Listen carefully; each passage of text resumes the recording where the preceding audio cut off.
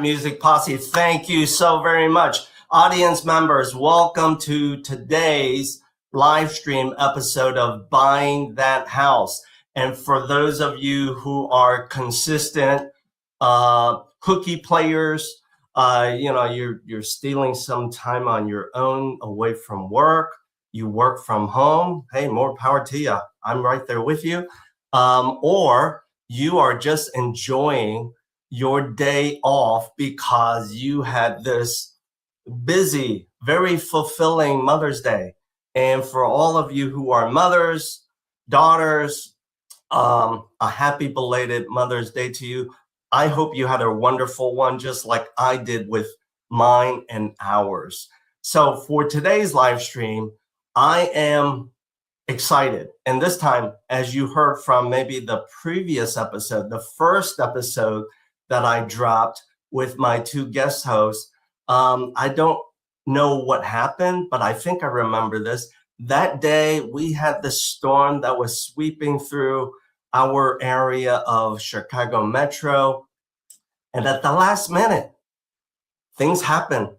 At the last minute, my Music Posse didn't show up for me, right? It happens. So I had to kind of wing it on my own. But today, beautiful weather out there.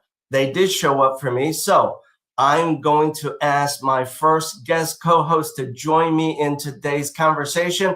But before I do, Music Posse, let's give her a nice round of applause. Here we go. Let's jazz her up.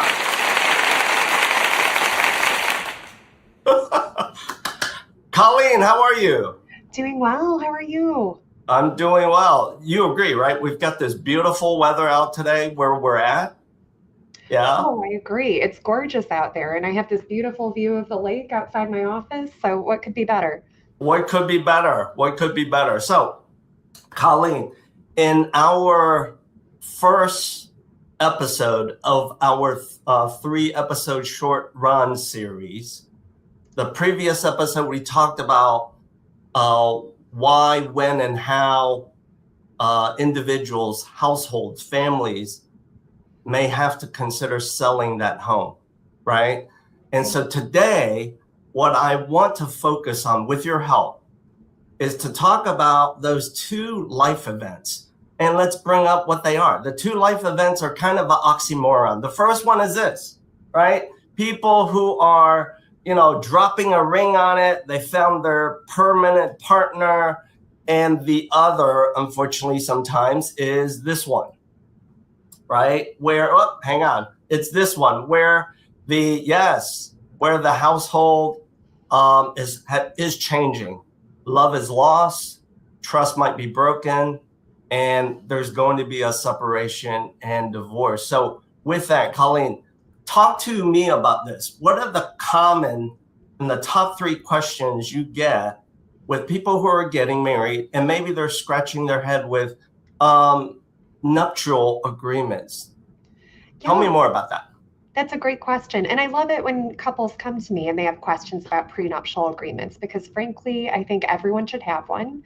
Not only does it give you legal protections, but it opens up the stage to have some really important conversations in planning for your marriage and beginning to build that financial intimacy that you may not have had an organic opening to have a conversation about otherwise. One of the first questions I get from couples who are talking about these are, first, in Illinois, are prenuptial agreements actually enforceable? They are, and it's a really great safeguard to help you should you reach the unlikely event of a divorce. So it's really important to know that these prenuptial agreements are actually working legal documents that go into effect upon the date of your marriage and then can come back to life in the unlikely event of a divorce, hopefully guiding you, your spouse, and the court to a calm and amicable divorce. Another question I get is, does asking for a prenup mean you don't trust your partner? And this is a great entry point to talk about trust and to talk about what you are each hoping for when it comes to your marriage and planning for the unlikely event of a divorce. I would say, if anything, a prenuptial agreement helps to build trust because you're having those open, honest dialogues that you may not be having otherwise in wedding planning. Another question I get is, when is the right time to bring up a prenup? Lots of times, if I'm consulting with only one person and they know that they want a prenup, but they don't know when to bring that up to their spouse, I say, you know your soon to be spouse better than anyone. You know when the right time is to bring this up. It's not always a super comfortable, easy conversation to have, but you know when the timing is right for you. And of course, that timing should always be well in advance of your wedding date. Yeah. What might be the top 3 questions with that other life event pillar? Someone separating, getting a divorce. Maybe they've started their journey with you to get to that next chapter. Yeah, one question I get often is, what's the biggest mistake I can try to avoid before filing for divorce? Yeah. And this really does talk about someone who is trying to be prepared and to be proactive about their divorce process. And really, what I say, the biggest mistake in divorce is not getting the right counsel in place. People certainly can elect to represent themselves, but I would say 9 times out of 10, when I see people representing themselves in court, because they didn't go to law school, they need a little bit of help. They need to know what their rights are, how to handle the paperwork, and how to move quickly and efficiently through the court system. So I say always consult with and get the right attorney in your corner. The next question I get often with those couples who have children together is, how do the Illinois courts decide parenting time and decision-making responsibilities? How are we going to co-parent together? And there's so much to say here, but the short answer is the courts here in Illinois are focused on the best interest of the children in a case. And that's going to be the factor that drives everything else. Courts want to know that children are safe, well cared for, and well situated with each parent. And courts want to make sure that each parent can continue to have an active, loving role in a child's life post-divorce. Yeah. Another question I get is, does everything really have to be fought out in court? And the answer is no. There's so many great alternative dispute resolution methods that you can explore short of going straight to litigation, such as collaborative divorce, uncontested divorce, or mediation, to name a few. Yeah, I think that one word that you just shared with me and our audience, I've heard that more and more, mediation. So with that, let's bring in our next guest co-host into today's live stream of Buying That House. And before I do, just like last time, I kind of, rallied his troops, right? His fan base, to give him a nice warm welcome. Hey, Mark, here's your fan base. It's a different crowd today. It's a little bit more mature, professional crowd. Here we go. Yes, there you have it, Mark. Your other fan base. There they are. So let's bring Mark into the conversation. Mark, yes. Yeah, great seeing you as well. Thank you for joining us in today's episode, our second episode of our 3-episode short run series. So Colleen, when you are working with clients where those 2 life events, kind of an oxymoron, very much an oxymoron, happens. And I'm going to quote one of my friends, my dear friends. I call him, he'll know who I'm talking about when he watches this. Johnny Mac, you whisper this to me more often than not, and that is, Bill, all life events point right back to real estate. So, Colleen, when you're working with your clients that are working through one of those 2 life events, and they ultimately must deal with the what, why, and how of real estate, and then you get someone like Mark involved, you get him involved, what might you ask Mark as far as like, hey, be prepared for the top 3 questions you will get asked, right? Yeah, Yeah, and I guess with that, I would say in both of those life events, lots of times you're talking about real estate. With a prenuptial agreement, oftentimes people are looking to buy or they're in their first home that they're sharing together. We have to Yep. consider that in a prenuptial agreement. And then on the other side of things with a divorce, oftentimes there's at least one piece of real estate that we need to talk about how are we going to divide this up.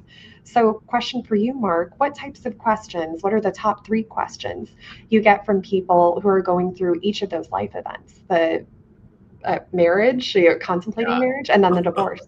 Well, luckily and thankfully, through my career, it's mainly dealing with people who are coming together to form that house, to buy the house on the upswing in their life, right? So they both lived in apartments or they both had their own condos, and now they're coming together to buy a house or a condo together.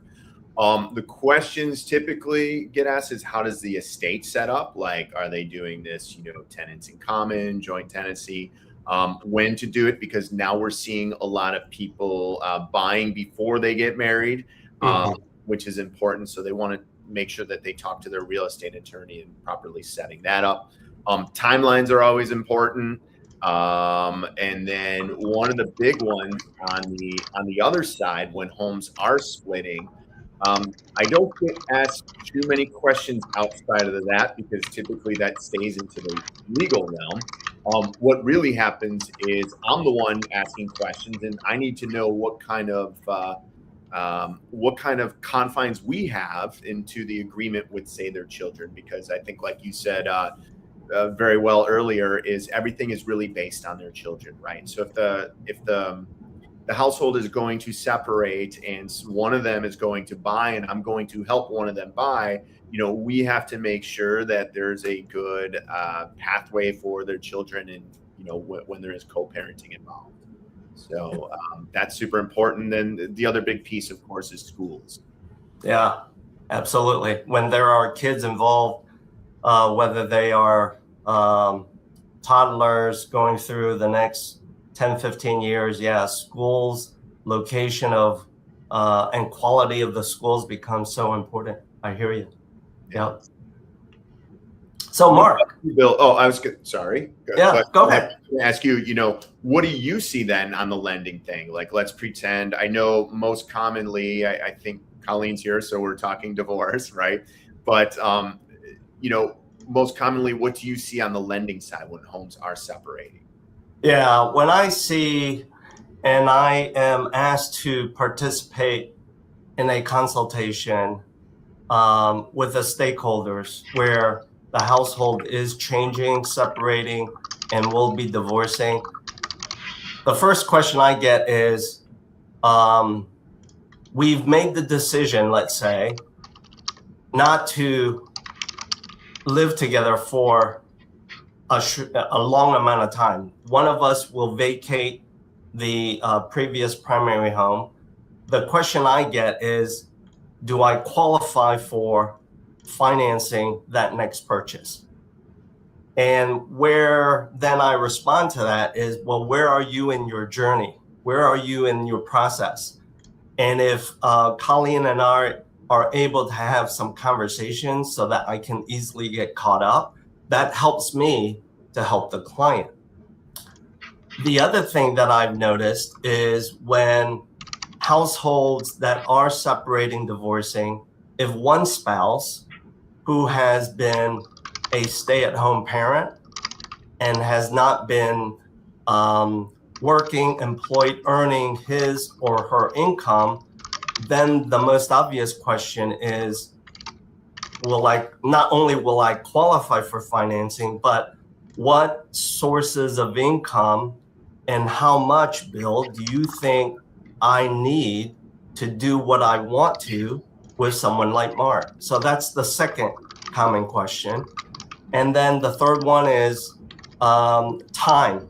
How much time do you need to perform, execute, so that we can hit our goal? So those are the 3 very common questions that I get when all 3 of us may be working with the same client. We're serving them as a team of service providers, Mark. Yeah, excellent. Yeah.